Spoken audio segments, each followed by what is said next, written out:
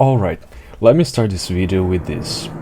If you haven't heard of Palworld, where have you been living, dude? Under a the rock with Patrick the Star? Palworld has become the first real challenger to Pokemon since forever. Not even Digimon managed to make Nintendo spaz out as much as Palworld did. So, just in case you do live under a the rock, here's the deal. Palworld is a survival creature collector or monster taming or Pokemon-like game, which one you prefer best, but with the sense of humor of a dictator slash sweatshop owner. You can capture these cute little pals, arm them with guns, and send them to work in your factories. Yeah, it's basically what they do to the Pokemon in the Pokemon world, minus the guns. Because who would want guns when your little yellow rats can electrocute people to death? I got you the answer, people who think that little green monkeys with AK-47s are pretty funny. So me. But it ain't just about the humor. The gameplay dives deep into RPG mechanics. You'll grind for stats, passives, and resources, hunt for rare items to min-max your team, build bases, beat bosses, and of course, you have to survive. The devs did nail a satisfying gameplay loop that is way bigger than it first seems. So, let's start the grading, shall we?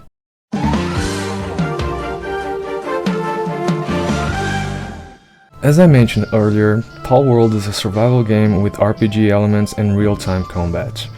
It is still in early access with a full release planned for sometime in 2026, so it can still add new things and grow way more. Your goals in the game? Explore the world, build bases, gather resources, defeat Pal bosses, clear dungeons, and of course capture and or breed a strong, balanced team to take down the tower bosses ruling each biome.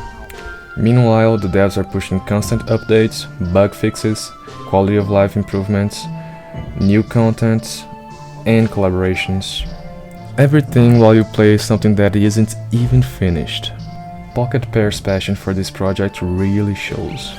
The kind of passion that Nintendo doesn't seem to have for the main Pokemon series anymore. That being said, Palworld isn't perfect. You'll run into some bugs, especially with mashing, but nothing game-breaking, especially nothing like the bugs from the early access release. Another challenge that they may have to face later on Palworld's life is that for a survival game to last long term, it needs meaningful content and good micromanagement tasks, not just filler grind for a good gameplay cycle. Palworld mostly avoids that issue, but after 80 to 100 hours, you might start feeling a little dull repetition. However, it is still in early access, and how much the devs have improved already, I'm confident they'll iron everything out. And for all of those reasons, I'm giving the gameplay a 9.5 out of 10. I'm not giving a 10 because it has a ton of flaws. It's because with a game with this much potential, that's not a flaw, that's a promise.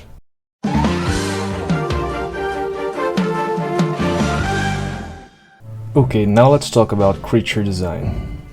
It's no secret that some of the Pals actually look pretty similar to some of the most famous Pokemon designs. However, Palworld still brings plenty of its own original flair to the table. I would say that the art style sits somewhere in between Pokemon and Digimon when we are talking about Pal design. Right in that sweet spot between cute and edgy and maybe somewhat disturbing. You got things that are pretty adorable like the Pharaoh Dragon Chillet, but also the Glory Hound cool as heck Blazamut, which is a lion gorilla bull hybrid, and of course the death penalty Pokemon. They nailed it. Creature design 9.5 out of 10.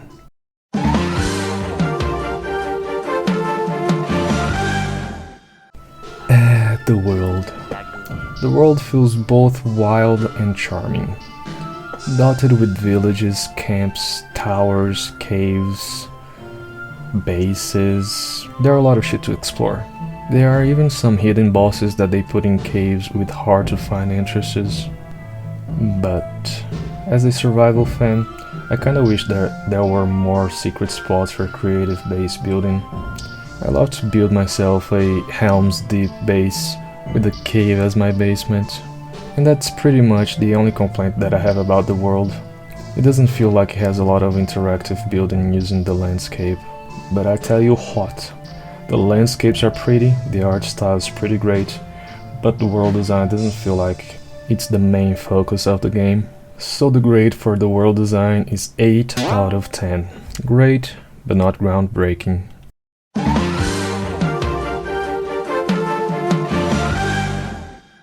Alrighty then, time for a confession. I've played nearly 400 hours of Palworld, and not once did I feel like checking the lore or the story. Except maybe to laugh at some funny Pokédex descriptions. So yeah, just like the Pokemon games. Story 6 out of 10.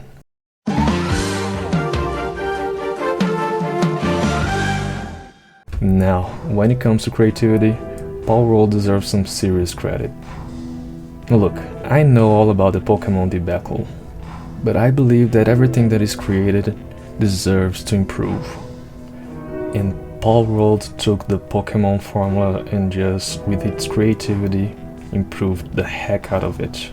Of course, a few designs feel a bit familiar, but the game adds plenty of unique twists. Like you can boost your capture rate in multiple ways, and they even took a page from the Fortnite book with crossover collaborations, keeping the gameplay fresh and the fun factor sky high. The story might not be important, but the creativity and gameplay loop are top tier. For the creativity, I'm going with a 8.75 out of 10.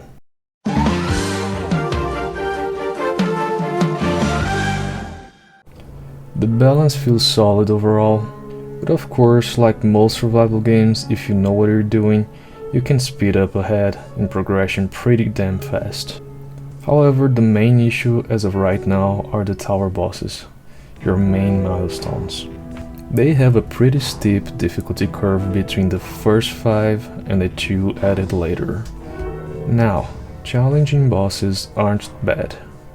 They make the game challenging, but that sudden spike can feel a bit out of nowhere.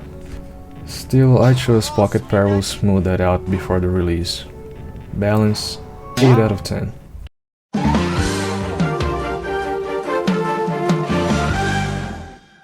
What about the soundtrack? It ain't bad, but there just isn't much of it. And the few tracks there are there, they get reused quite a bit. I don't really like to repeat myself in all of these review videos, but again, no instant classic theme here, no little Root Town level banger, just solid background music that works, but doesn't wow you. Wow. Wow. Wow. Music, 7 out of 10.